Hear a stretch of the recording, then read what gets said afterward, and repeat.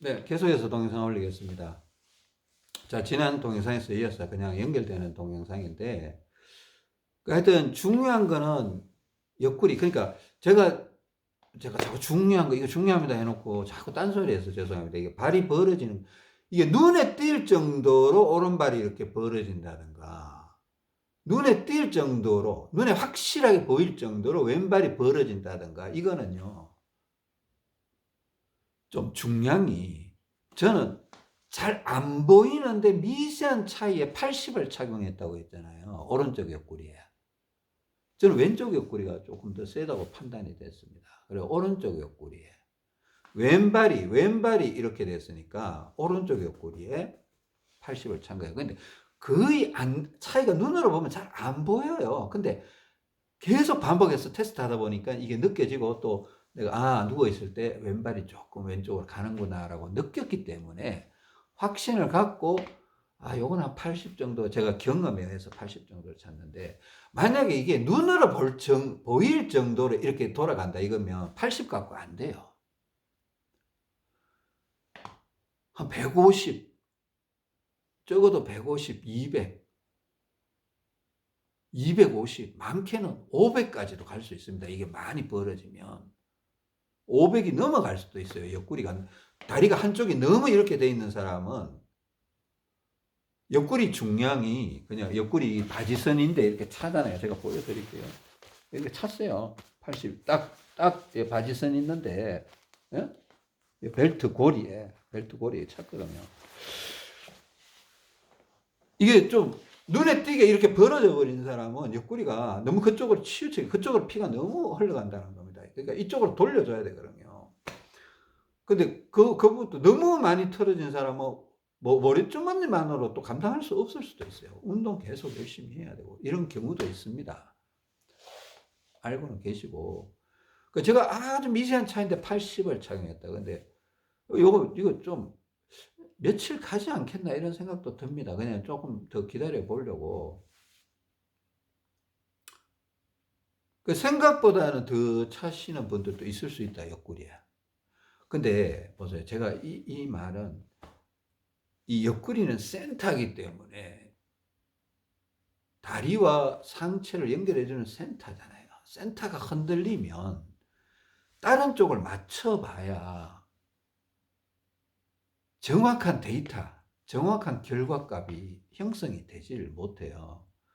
옆구리를 맞춘다는 건 자꾸 시간이 가면 갈수록, 제가 다른 부분 다 맞춰봤거든요. 앞발, 뒷발도 맞춰보고, 길이건도 맞춰보고, 이게 순방향도 맞춰보고 했는데, 옆구리 이게 지금 최근에야 이게 다리 벌어지는 거에 의해서 이제 약간 결정적으로 제가 확신을 갖고 여러분한테 제시를 해드리는 겁니다.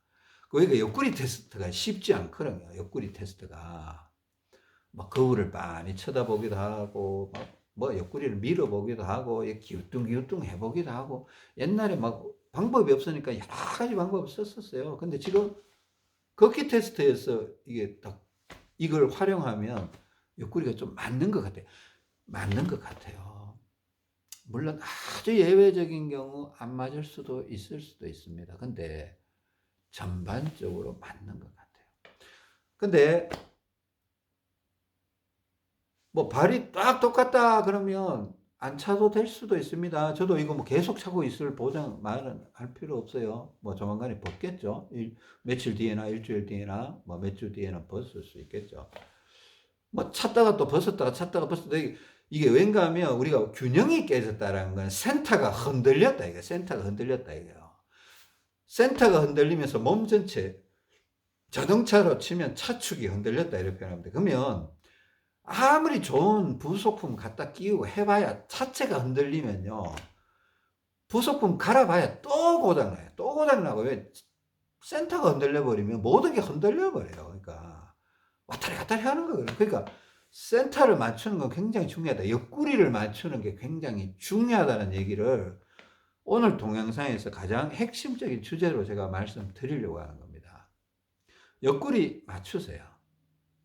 옆구리 맞추시고, 앞발 뒷발은 여러분들이 알아서들 맞추시고, 그죠? 앞쪽 발을 뒤로 당기는 쪽으로 그래 하세요.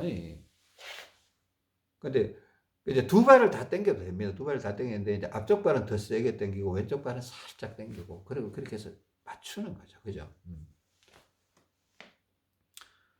옆구리 안 맞춰보세요. 옆구리 안 맞추면요 컨디션이 뭔가 이상해요. 이게 왜 그런가 하면 하여튼 좋습니다. 하여튼 옆구리 맞추세요. 옆구리 맞추시고 작은 차이라도 한번 맞춰보세요. 만약에 옆구리에 막 한 20g이라도 달면 더 좋다. 난 다시라고 하고 싶습니다. 달아보시라고. 20g 달아보고 또 테스트 해보고 만약에 뭐 한쪽 발이 조금 더 간다 이러면 다 25g으로 올려보기도 해서 최대한 맞춰보세요. 그게요. 낮에는 모르는데 잠잘 때 영향을 미치더라는 겁니다. 저는 잠을 잘 잔다는 게 굉장히 중요하다고 생각하는 사람이거든요. 왜냐하면 회복이 밤에 일어나는데 잠을 못 자버리면 계속 우리 온몸의 세포는 스트레스를 받을 수밖에 없어요. 그죠? 스트레스를 받을 수밖에 없고, 좋은 상황이 될 수가 없습니다. 일단은 잠자리도 계속 생각을 해봐야 되고, 잠을 막 너무 과도하게 잠자는 시간을 줄이거나 이러지 마세요. 잠자는 시간을 줄이지도 마시고, 낮잠도 상황이 된다면 낮잠도 좀 주무시고, 어디 더 좋은 상황에서 그렇게 하시고. 자, 오늘은 여기까지 이렇게 합니다. 그러니까 하여튼 다리가 잘 맞고 옆구리가 센터가 제일 중요하겠죠. 그죠? 센터가 제일 중요한 것 같아요. 다리도 중요하겠지만 제일 중요한 게 뭔가 이러면 어찌 보면 또 센터라고 봐야 되지 않을까 이런 생각이 듭니다. 센터가 중요합니다. 옆구리가 중요합니다. 그러면 다리가 맞고 옆구리가 맞으면 피가 올라와요. 올라오는데 어느 쪽으로 자꾸 올라가죠? 오른쪽으로. 오른손잡이들은 오른쪽으로 자꾸 피가 올라와요. 맞죠? 왼손잡이들은 왼쪽으로 피가 자꾸 올라가겠죠. 어떤 식이든. 자, 오른손잡이는 옆구리가 맞고 다리가 맞으면 피가 올라오는데 오른쪽으로 올라갑니다. 그러면 어느 팔 운동에 신경을 써야 됩니까? 왼팔 운동에 신경을 써야 됩니다. 그죠? 왼팔 운동을 해서 좋은 느낌이 들면 자꾸 하세요. 자꾸. 안 좋다고 느낄 때까지 자꾸 하셔야 돼요. 자꾸. 제가 왼팔 운동을 얼마나 하고 있다라고 여러 차례 말씀드렸는데 기억하실는지 모르겠습니다. 왼팔 운동을 많이 한다고 해요. 제가 왼팔 운동해서 나쁘면 하겠습니까? 안 하겠습니까? 안 할 거예요. 근데 이제 팽창이 심하게 잡혀 있는 분들은 왼팔 운동을 계속하면 나쁘다고 느끼는 지점이 빨리 찾아와요. 근데 좋다고 느낄 때는 자꾸 가서 하라는 거예요. 이게 좋을 타이밍이니까. 물들을 때 노저라는 얘기처럼 좋은 타이밍일 때는 빨리 하라는 겁니다. 이거 지금 하니까 좋네. 이따가 해도 좋겠지 하고 이따가 하면 안 좋을 수도 있어요. 좋을 때는 자꾸 가서 반복적으로 자꾸 하시라는 겁니다. 막. 네? 하다가 안 좋아지면 다시 점검해보고 왼팔 운동 잠깐 멈추고 양팔 운동을 하든가 다리 테스트를 해보든가 오른팔을 살짝 이렇게 해본다든가 뭐 이렇게 해보면 다시 좋아지면 또 왼팔 운동을 하시면 됩니다. 이거 했던 얘기죠. 그죠? 자꾸 반복적으로 했던 얘기니까 다리가 맞고 옆구리가 맞으면 피가 올라오는데 오른쪽으로 오른손잡이는 오른쪽으로 더 많이 온다라는 거. 많이 오는데 왼쪽으로 안 보내주면 어떻게 돼요? 오른쪽 폐가 또 쳐져 버린다는 거야. 안 그래도 오른쪽에 피가 많은데 더 많이 오면 혈액순환이 잘 돼요. 근데 다리는 맞다고 옆구리는 맞다고 해서 그럼 혈액순환이 잘 되냐? 그건 또 다른 문제예요. 가뜩이나 오른쪽 상체에 피가 많은데 오른쪽 상체로 피가 와버리면 몸 전체는 혈액순환이 또 안 될 수가 있어. 오른쪽 폐가 또 처지기 시작할 수도 있습니다. 그죠? 왜 다리도 맞추고 옆구리도 맞췄는데 왜 컨디션이 떨어져져 이럴 필요가 없어요. 그거 맞춘다고 무조건 컨디션 올라가는 것도 아닙니다. 그죠? 다리 맞추고 옆구리 맞추고 피를 왼쪽 가슴, 왼쪽 팔, 왼쪽 등짝, 왼쪽 겨드랑이 쪽으로 자꾸 보내줘야 돼요. 오른쪽 어깨 자꾸 쳐주고. 자, 다리 맞췄다, 옆구리 맞췄다, 무조건 컨디션 좋다, 등식이 성립하는 거 아닙니다. 근데 연관성은 있습니다.